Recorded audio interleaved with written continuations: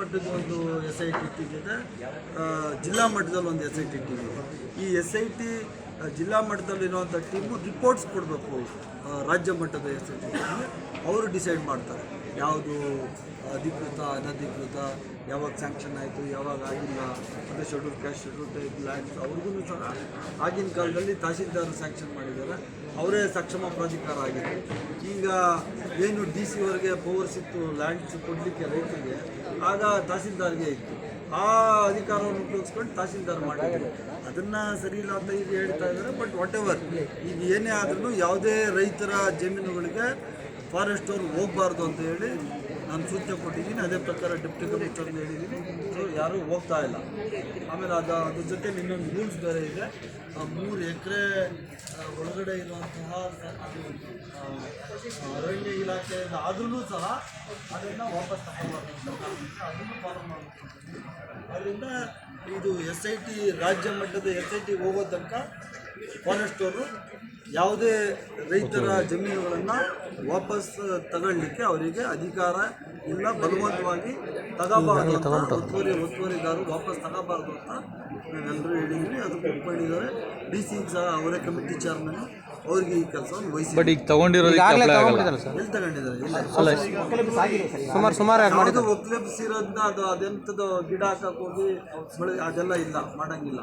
ಅದೆಲ್ಲ ಮಾಡಂಗಿಲ್ಲ. As it is very ಮಾಡಿರೋದು ಸರ್ ನಾವು ಕೇಳ್ತಿರೋದು ಹೇಗಿರ್ತದೋ ಅದೇ ಕಂಡೀಷನಲ್ಲಿ ಇರ್ತದೆ. SIT ಟೀಮು ಸೆಂಟ್ರಲ್ SIT ಟೀಮ್ಗೆ ಹೋದ ನಂತರ ಅಲ್ಲಿಂದ ರಿಪೋರ್ಟ್ ಬಂದಮೇಲೆ as it is very it is condition ಹಂಗೆ ಇಲ್ಲ.